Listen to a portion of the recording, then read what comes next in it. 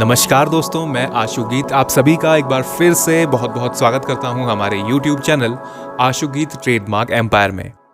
Uttarakhand history series की पिछली video में हम कुड़िंद वंश के शुरुआती राजाओं और परवर्ती कुड़िंद मुद्राओं के बारे में जान रहे थे और साथ में हमने उनके सबसे प्रतापी और सफल राजा अमोघभूति के बारे में भी कुछ थोड़ी बहुत बातें जानी। अब आगे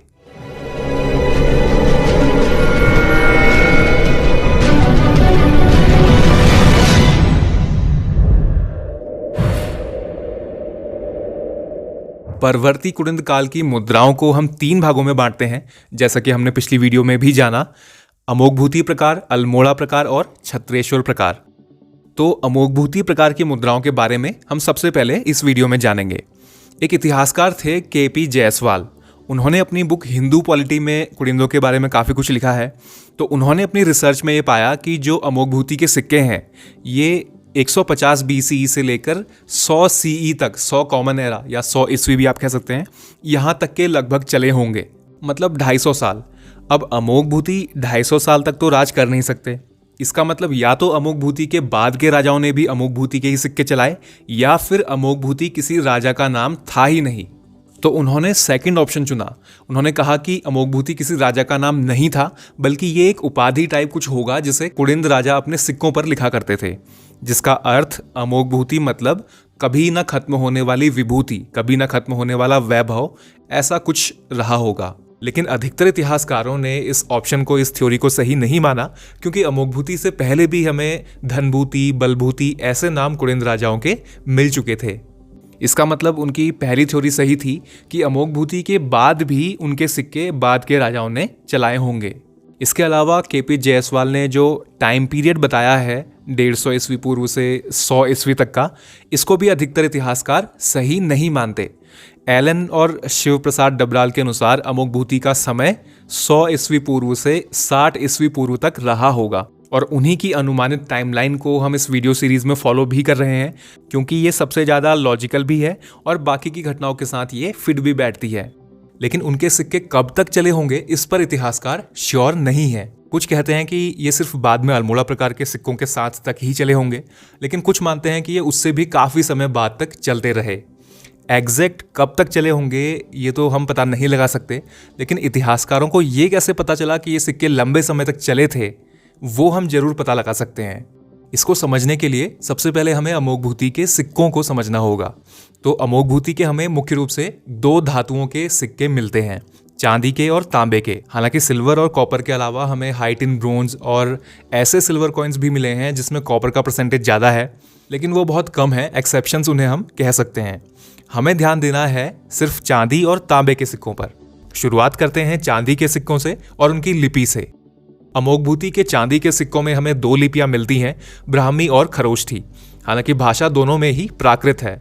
ब्राह्मी लिपि सिक्के में आगे की तरफ लिखी है और ब्राह्मी में लिखा है राजनोह कुड़िंदस्य अमोघभूतिस महाराजस, और सिक्के के पीछे की तरफ खरोष्ठी में लिखा है रज या राणा कुड़िंदस अमोघभूतिस महाराजस। दोनों में एक ही बात लिखी है, कुड़िंद राजा महाराज अमोघभूति की। खरोष्ठी लिपि के बारे में आपको एक बात पता होनी चाहिए कि ये राइट से लेफ्ट को लिखी जाती है, जैसे उर्दू लिखी जाती है, जबकि ब्राह्मी हिंदी की तरह ही लेफ्ट से राइट को लिखी जाती है।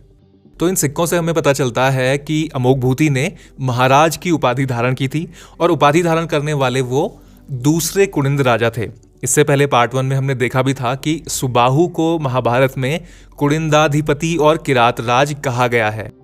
लिपि के बाद अब बात करते हैं चिन्हों की, जो हमें इन सिक्कों पर मिलते हैं। इन चांदी के सिक्कों पर हमें कई तरह के चिन्ह मिले हैं, जैसे द्विहस्ता यानी कि 2 हाथों वाली लक्ष्मी, स्वास्तिक, बोधि वृक्ष, त्रिरत्न और भी कई चिन्ह जो आप यहाँ पर डिटेल में देख सकते हैं। हमें सैकड़ों में ऐसे अमोघभूति के चांदी के सिक्के अब तक मिल चुके हैं। इनमें सबसे हल्का सिक्का 1.61 ग्राम का है, सबसे भारी है लगभग 2.47 ग्राम का, यानी 25 ग्रेन से 38 ग्रेन तक इनका वजन लगभग है। जो अब तक मिल चुके हैं उनका, हो सकता है आगे भी कुछ मिलें और उनका वेट ज़्यादा या कम हो, तो वेट पर हमें ज़्यादा ध्यान नहीं देना है। हाँ, आपको किताबों में 31 से 38 ग्रेन वेट मिलेगा, लेकिन वो शायद पुराना डेटा है। उसके बाद हमें हिमाचल प्रदेश के जैलोंग से ये चांदी के सिक्के अमोघभूति के और भी नए मिल चुके हैं। बल्कि हमें अधिकतर चांदी के सिक्के हिमाचल प्रदेश से ही और वैसे नीचे सहारनपुर, यमुनानगर और अंबाला डिस्ट्रिक्ट में भी मिलते हैं। खैर हम वापस आते हैं। इन सिक्कों में जो चिन्ह बने हैं उनमें हमें अलग अलग वैरायटी देखने को मिलती है। जैसे कुछ सिक्कों में यहाँ पर हमें एक सूरज का चिन्ह मिलता है, कुछ में वो यहाँ पर है, कुछ में यहाँ स्वास्तिक है, कुछ में हिरन के नीचे कोई भी चिन्ह नहीं है। तो ऐसे ही हमें कई डिफरेंसेस इन सिक्कों में देखने को मिलते हैं, लगभग 7 या 8 प्रकार के, और उनके अंदर भी कई सारी क्लासेस। इन्हीं डिफरेंसेस को देखते हुए इतिहासकारों ने यह अनुमान लगाया कि ये सिक्के अलग अलग समय में ढाले गए हैं। अगर 1-2 प्रकार के अंतर मिलते तो समझ भी आता कि हाँ अमोघभूति के समय ही ये ढाले गए होंगे, लेकिन 7 या 8 प्रकार के अंतर मिलना और उसमें भी अलग अलग क्लास मिलना ये दर्शाता है कि बाद के राजाओं ने अपने तांबे के सिक्के तो निकाले, लेकिन चांदी में उन्होंने इन्हीं सिक्कों को चलने दिया होगा।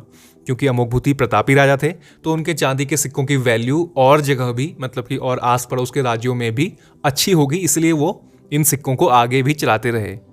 इसीलिए क्योंकि ये अलग अलग समय में ढाले गए होंगे, तब हमें इन चांदी के सिक्कों में इतनी वैरायटी, इतने डिफरेंसेस देखने को मिलते हैं।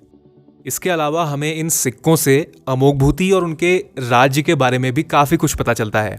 जैसे उनके सिक्के न सिर्फ भारतीय राजाओं द्वारा जारी किए गए शुरुआती चांदी के सिक्कों में से एक थे, बल्कि ये सिक्के उस समय के सबसे सुंदर सिक्कों में से भी एक थे।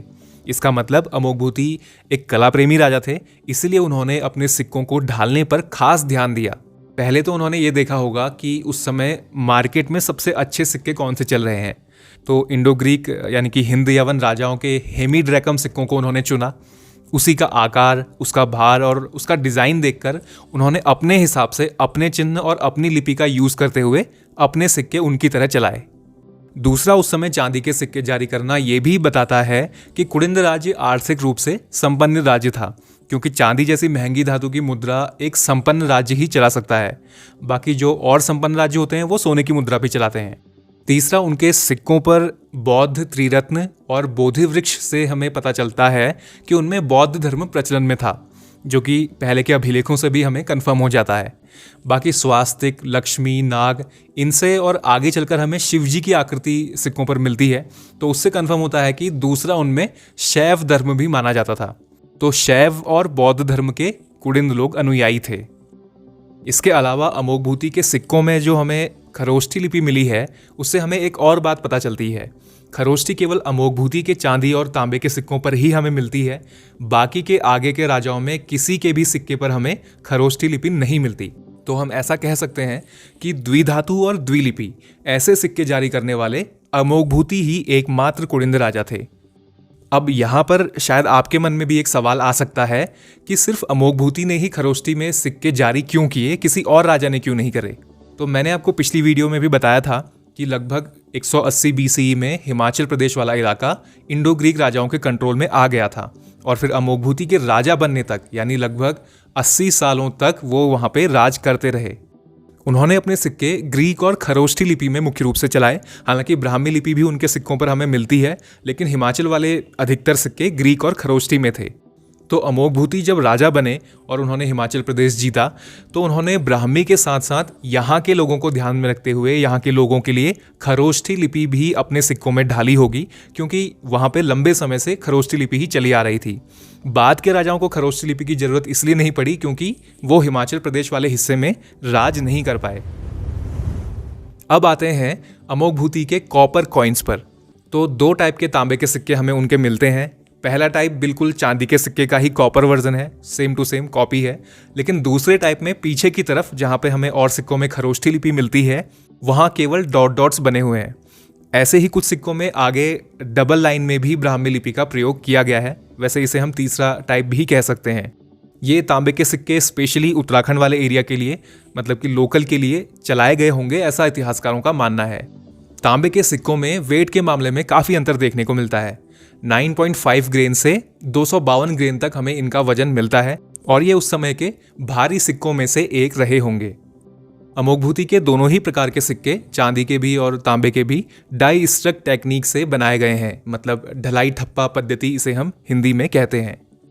अब अमोघभूति के सिक्के कहाँ कहाँ पर मिले हैं, वैसे हम ये पिछली वीडियो में जान चुके हैं, पर दोबारा देख लेते हैं क्योंकि उसमें कुछ चीज़ें रह गई थी। उत्तर प्रदेश के सहारनपुर जिले में बेहट से मिले हैं, बरेली जिले से मिले हैं। यहाँ हरियाणा के 2 जिले पड़ते हैं, अंबाला और यमुनानगर। यमुनानगर में तो उनकी राजधानी शुग्न ही थी, वहाँ से मिले हैं। अंबाला जिले में नारायणगढ़ से मिले हैं, करनाल जिले से भी मिले हैं। अच्छा, पिछली वीडियो में एक कमेंट आया था कि क्या हरियाणा उत्तराखंड से बॉर्डर बनाता है। तो हरियाणा उत्तराखंड से बॉर्डर नहीं बनाता है। दोनों के बॉर्डर में यमुना नदी पर 3 से 4 किलोमीटर का फासला है। इसके बाद पंजाब में सुनेत से, रोपड़ आपको पता होगा एक फेमस हड़प्पन साइट भी है, और संघोल से, हिमाचल प्रदेश में ज्वालामुखी, चक्कर, टप्पा मेवा और जेलोंग से। ज्वालामुखी में मैंने आपको पहले भी बताया था कि अपोलोडोटस सेकंड की मुद्राओं के साथ, उनके सिक्कों के साथ हमें अमोघभूति के 3 चांदी के सिक्के मिले हैं, और औदुंबर राजा के सिक्के भी हमें इनके साथ वहां पर मिले थे। फिर गढ़वाल में भट्टीसेरा, देवलगढ़, लैंसडाउन, सुमाड़ी, अठूर, और कुमाऊं में अल्मोड़ा, काशीपुर जिसका पुराना नाम गोविशाण है, इन सब जगहों से हमें अमोघभूति के सिक्के मिल चुके हैं। तो कुल मिला के इन 5 राज्यों में अमोघभूति का साम्राज्य फैला होगा, और राजधानी हमें पता ही है शुग में थी, हरियाणा के। इतिहासकारों के अनुसार लगभग 60 BCE तक अमोघभूति ने यहाँ पर राज किया होगा। वैसे एग्जैक्ट डेट तो किसी को भी नहीं पता, क्योंकि उनके बारे में हमें सिर्फ उनके सिक्कों से ही पता चलता है। लेकिन 60 ईस्वी पूर्व में ऐसी घटनाएं घटी जिससे लगता है कि वो 60 ईस्वी पूर्व तक ही रहे होंगे। इंडो ग्रीक लोगों के बाद उत्तर पश्चिम से भारत में आए इंडो सीथियंस। ये लोग सीथिया यानी कि वर्तमान के ईरान से आए थे। सीथियंस को हम आमतौर पर शक नाम से जानते हैं। वैसे ये अमोघभूति के समय ही भारत के बॉर्डर पर आ चुके थे, लेकिन लगभग 60 BCE तक ये 2 मुख्य शाखाओं में भारत के अंदर पहुंच गए। अब या तो इन्होंने अमोघभूति को हराकर यहाँ मैदानी इलाकों से कुड़िंद वंश को खत्म किया, या फिर अमोघभूति की मृत्यु के बाद उनके उत्तराधिकारियों को हराकर। एग्जैक्ट क्या हुआ होगा वो हमें नहीं पता। कुल मिलाकर कुड़िंद, योधे, औदुंबर, इन सभी को शकों ने हरा दिया, और उत्तराखंड का मैदानी इलाका, उत्तर प्रदेश, हरियाणा, पंजाब, ये सब अब मतलब लगभग 60 BCE में शक साम्राज्य के अंदर आ गया। इससे कुड़िंद राजा वापस से पहाड़ों तक सीमित हो गए। साथ ही साथ योधे भी यहाँ से उत्तराखंड की तरफ आ गए। शायद गढ़वाल वाले इलाके में योधे, और गढ़वाल और कुमाऊं के कुछ हिस्सों पर कुड़िंद उस समय चले गए थे। औदुंबरों का क्या हुआ वो हमें ठीक से पता नहीं चलता। जो इंडो सीथियंस यानी शकों की दूसरी शाखा थी, नीचे गुजरात मध्य प्रदेश वाली, उसे 57 ईस्वी पूर्व में 57 BCE में उज्जैन के एक राजा विक्रमादित्य ने हरा दिया और उन्हें मध्य प्रदेश वाले इलाके से पीछे धकेल दिया। तो ये एक बड़ा अचीवमेंट था, एक बड़ी उपलब्धि थी, क्योंकि शक काफ़ी शक्तिशाली थे, अभी तक अनस्टॉपेबल थे। इसीलिए इस उपलब्धि की वजह से राजा विक्रमादित्य काफ़ी फेमस हो गए।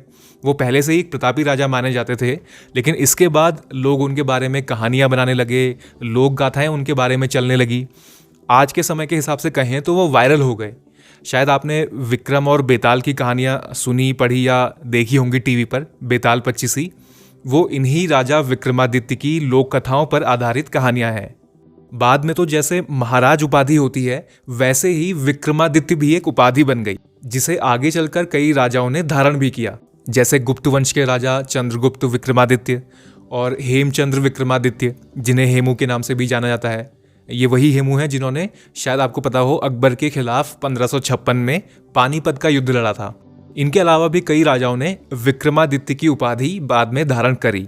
यही नहीं, 57 BCE में शकों को हराने के बाद राजा विक्रमादित्य ने ये घोषणा करी कि आज से नया समय शुरू होगा, नया कैलेंडर माना जाएगा, और तभी से यानी कि 57 ईस्वी पूर्व से विक्रम संवत की शुरुआत हुई। इसीलिए विक्रम संवत या विक्रमी कैलेंडर, जो कैलेंडर अभी हम फॉलो करते हैं, इंग्लिश कैलेंडर या ग्रेगोरियन कैलेंडर, उससे 57 साल पहले का है, यानी 57 साल बड़ा है। इसके हिसाब से अभी साल 2077 चल रहा है। वैसे विक्रम संवत को लेकर इतिहासकारों की एक और थ्योरी भी है, लेकिन हम वापस से आते हैं सीथियंस पर। तो बाद में शकों ने क्षत्रप की उपाधि धारण करी, खुद को क्षत्रप कहा। तो उनकी ये शाखा कहलाई नॉर्दर्न क्षत्रप्स, और इधर कहलाई वेस्टर्न क्षत्रप्स। तो वेस्टर्न क्षत्रप्स के एक बहुत फेमस राजा हुए रुद्रदामन। उन्हें भारतीय इतिहास के प्रमुख व्यक्तियों में रखा जाता है, इसलिए उनके बारे में आपको पता होना चाहिए, खासतौर पर उनके जूनागढ़ या गिरनार अभिलेख के बारे में। नॉर्दर्न क्षत्रप्स ने शायद उत्तराखंड पर भी कुछ समय तक राज किया होगा, ऐसी इतिहासकार संभावना जताते हैं। हो सकता है कुड़िंद और योधे उनके अधीन होंगे या उन्हें टैक्स दिया करते होंगे, क्योंकि उनके उत्तराखंड में होने का पता हमें चलता है सूर्य मंदिरों से। सीथियंस लोग प्रकृति प्रेमी थे, तो वो सूर्य की पूजा किया करते थे, इसीलिए उन्होंने सूर्य मंदिर बनवाए। उनसे पहले ना तो उत्तराखंड में और ना ही भारत में हमें कोई भी सूर्य मंदिर मिलता है। चाहे कोणार्क का सूर्य मंदिर हो, गुजरात में मेदोहरा हो या फिर अल्मोड़ा में कटारमल सूर्य मंदिर, ये सभी उनके यहाँ आने के बाद ही बने हैं। ऐसी संभावना है कि जो सभी सूर्य मंदिर हैं ये अधिकतर शकों ने ही बनाए होंगे। इनमें से कुछ को बाद में अन्य मंदिरों में परिवर्तित कर लिया गया होगा और कुछ बाद के राजाओं ने भी उनसे प्रेरित होकर वैसे ही मंदिर बनाए होंगे। उत्तराखंड में कई सूर्य मंदिर हैं, उनमें से कुछ मुख्य आपको पता होने चाहिए क्योंकि ये एग्जाम्स में पूछे गए हैं। तो ये सब घटनाएं उत्तराखंड में अमोघभूति और उनके कुछ समय बाद घटी। इसके बाद की कहानी हमें अल्मोड़ा प्रकार के सिक्कों से पता चलती है, जिसे हम अगली वीडियो में जानेंगे। तो फिलहाल के लिए आज के इस वीडियो में इतना ही। मिलते हैं अगली वीडियो में। Thanks for watching the video. Stay connected, stay blessed.